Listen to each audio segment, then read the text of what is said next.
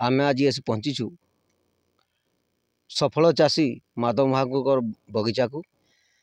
एबे आमे तांको ठारू सीधा प्रक्रिया नमा जे से जड़े चाषी होई समाज सेवारे तांकर मन बलैछंती एवं आमे देखा पाउछु भी विभिन्न पत्र पत्रिका टीवी माध्यम सोशल मीडिया भी मध्य से लोकंकर कौन से असुविधा हेले जिला स्तरीय हो आम राज्य स्तरीय हो सबू अभियोग नहीं लोक मानकर ऑफिस मानकर ठिया हुंती ठारू नमा से एते सफल चाषी एते बड़ भल आंब बगीचा करिसंती पनीपरिबा चाष करिसंती डालू धान चाष करिसंती सब मु दृश्य आपन को मन को देखाइबी।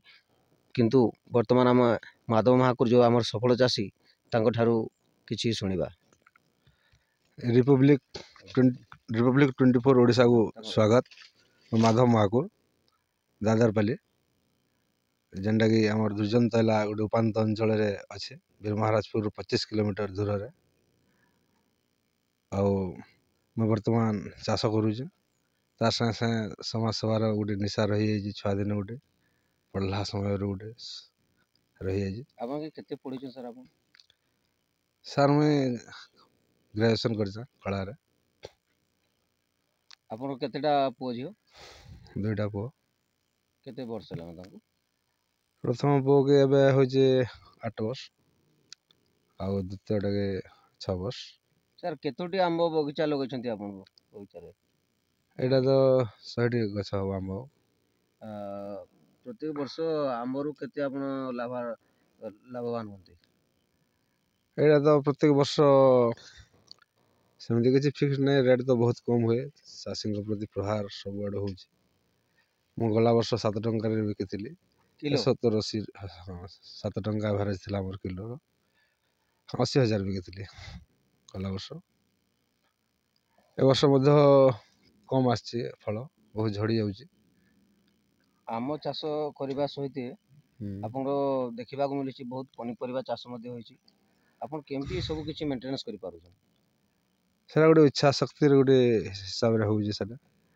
गला वर्ष मुई निजे एकाठी करूଥିଲି किंतु ए वर्ष गोटे साहाय्यार्थीटे पाइछि ता सहयोग रे मु करूछि जे कि पड्डापाली रो दुर्योधन कर्मी बोली आ ता साथरे अब चलीछि ता विभागर पई कार्य रे त्रुटि होउजे हेइ पारुनी ठीक सब बिक्री बंटा हेइ पारुनी जिन सब बर्बाद हो जाउछि। एबे आपन को लक्ष्य सारा आगामी दिन पई कोन अछि?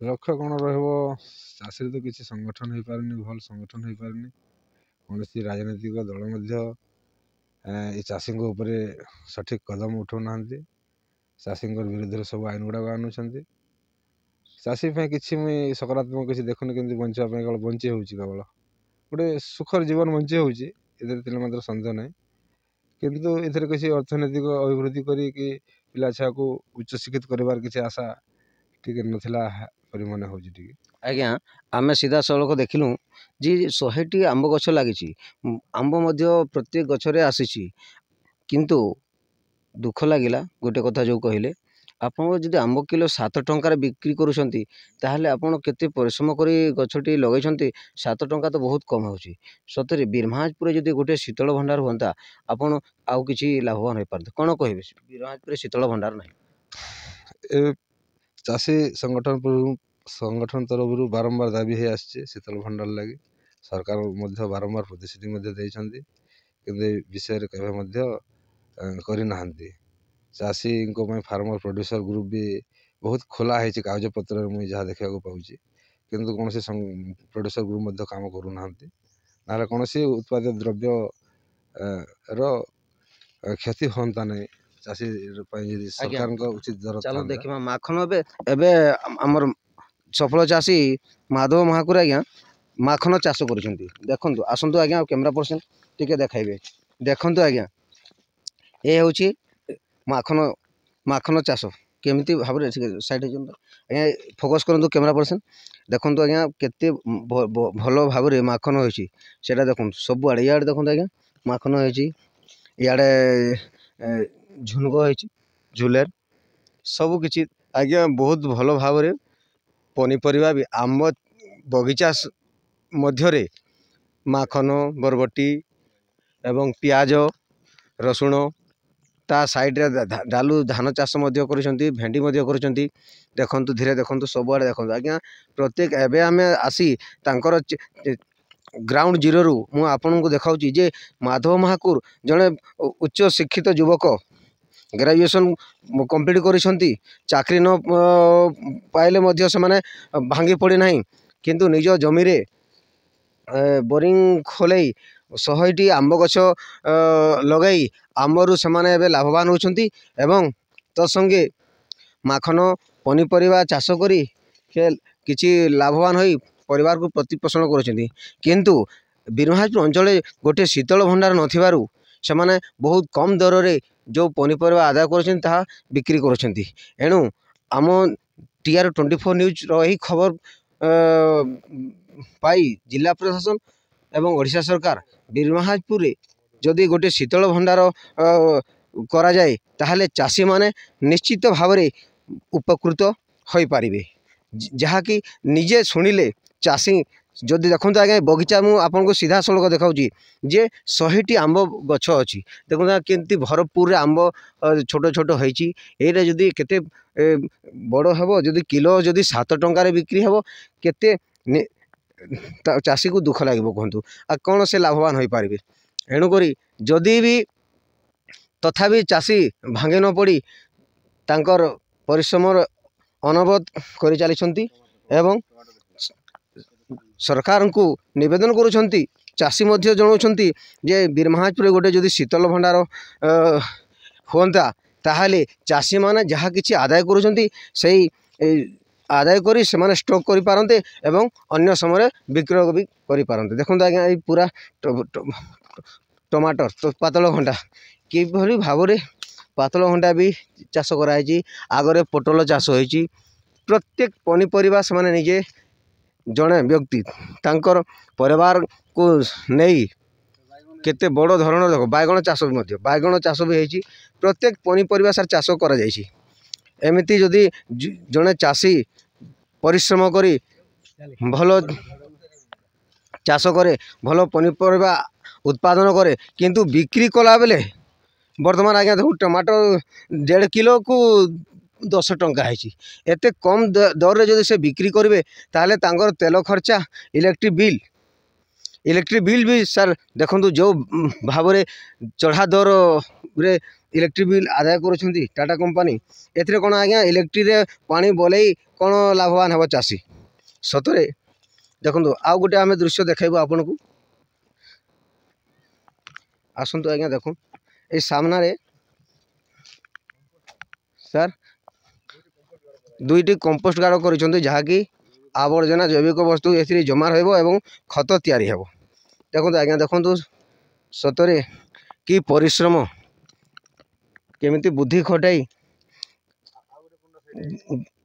ଗାଈର ଗୋବର ପୁଆଲ ସଢ଼ା ପୁଆଲ ଆଣି ଏଇଠି ଜମା କରୁଛନ୍ତି।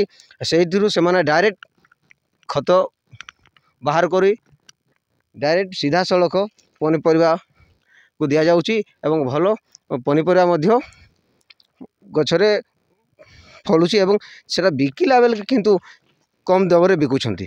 ତେଣୁକରି ଚାଷୀ ଯେତେ ଚାଷ କଲେ ମଧ୍ୟ ହତାଶ ରହୁଛି। ତା'ର ମେରୁଦଣ୍ଡ ଦେଖନ୍ତୁ ଭେଣ୍ଡି ଦେଖନ୍ତୁ ଆଜ୍ଞା ଭେଣ୍ଡି କେତେ ଛୋଟ ଛୋଟ ଭେଣ୍ଡି ଗଛ ହେଇଛି। ଏବେ ବର୍ତ୍ତମାନ କି ଭୀଷ୍ମ ଖରା, ଏଇ ଖରାରେ ବି ସେମାନେ ପାଣି ବୋଲେଇ ଟମାଟର ଗଛ, ବାଇଗଣ ଗଛ, ଇଆଡ଼େ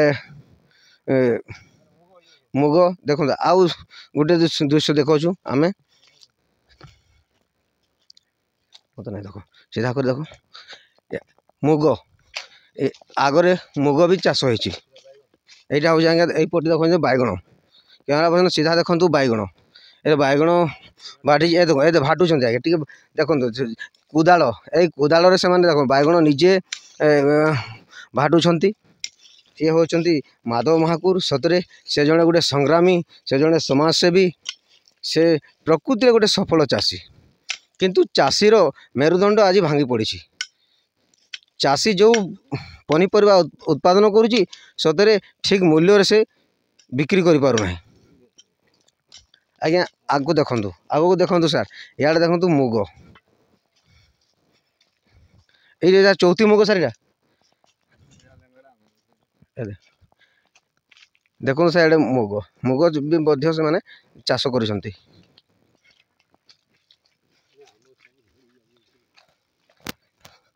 देखो एठी होची तांकर पानी मोटर लगे आज्ञा बोरिंग खोला जाइए बोरिंग खोली यू से पानी सप्लाय कर देखो केते छोट आंब गछ आंब गछ को फोकस करते आज्ञा केते छोट आंब गछ देखो किंतु आंब केते बढ़िया फली एबे पानी यही बोरिंग री एठी तांकर मोटर जोगे पानी जोगे दउछंती एवं देखो आगो को देखाइबो आगो को देखो धान चाष करिसंती।